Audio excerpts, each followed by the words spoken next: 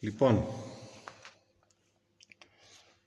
αυτή τη στιγμή θα προσπαθήσουμε να δείξουμε έναν λάθος και έναν σωστό τρόπο να συνδεθούμε στην πινακίδα με πραγματικό κινητήρα Isuzu πετρελαίου. Η πινακίδα αυτή λέγεται προσομοιωτής πετρελαιοκινητήρα με ηλεκτρονικό έλεγχο HCM20TDI. Πάμε λοιπόν με τον λάθος τρόπο τον οποίο είχε συσταθεί εξ αρχής. Η εξ αρχής σύσταση ήταν να μπαίνουμε σαν JMC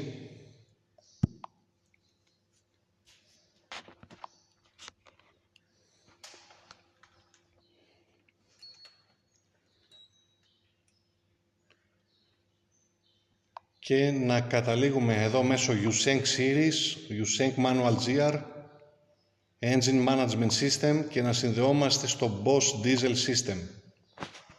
Θα συνδεθούμε τώρα εδώ πέρα με τον τρόπο που...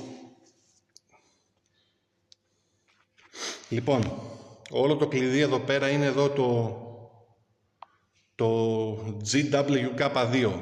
Αυτό με πονήρεψε και βρήκα τον σωστό τρόπο με τη βοήθεια του AI. Λοιπόν, εδώ πατάμε Confirm, να συνδεθούμε και πάμε Read Data Streams. Άμα τα επιλέξουμε όλα, αρχινάνε τα παράλογα. Η θερμοκρασία δεν μπορεί, Accelerator Pedal Position, το αφήνουμε στην άκρη αυτό. Οι θερμοκρασίες δεν μπορεί να είναι μείον 40 και μείον 25. Πρέπει να είναι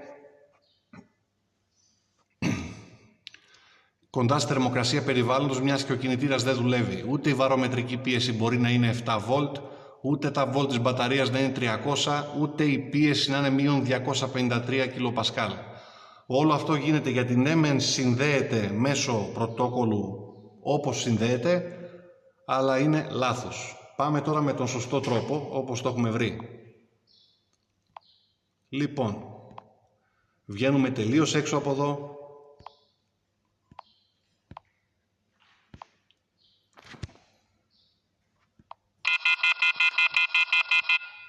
Και θα πάμε μέσω Great Wall Motors, εκείνο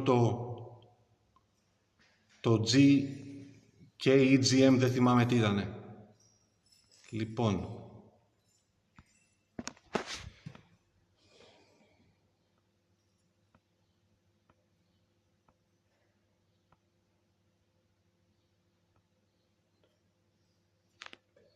GWM. Τώρα εδώ.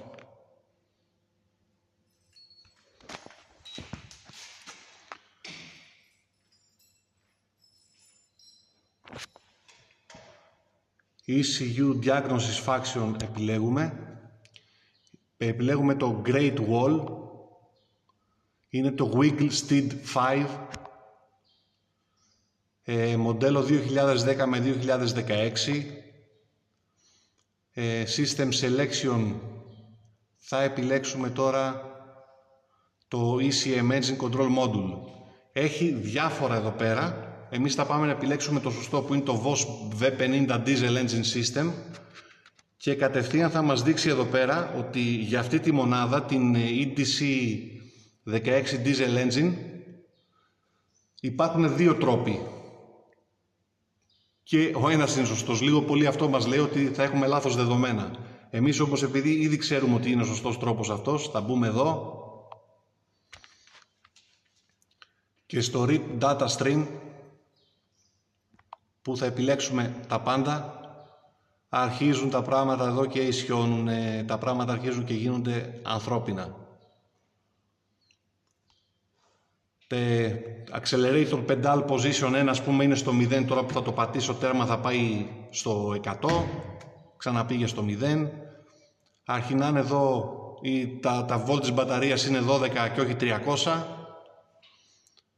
Η θερμοκρασία εδώ πέρα του coolant, του ψυκτικού δηλαδή, είναι στο 22, σωστή για ένα σβηστό κινητήρα, έχει περιβάλλοντος.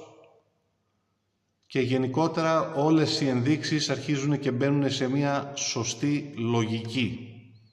Επομένως, ναι μεν υπάρχουν πολλοί τρόποι να συνδεθούμε, Αλλά όταν συνδεόμαστε με τον λάθος τρόπο, τα πράγματα αρχινάνε και μπερδεύονται πάρα πολύ. Σας ευχαριστώ.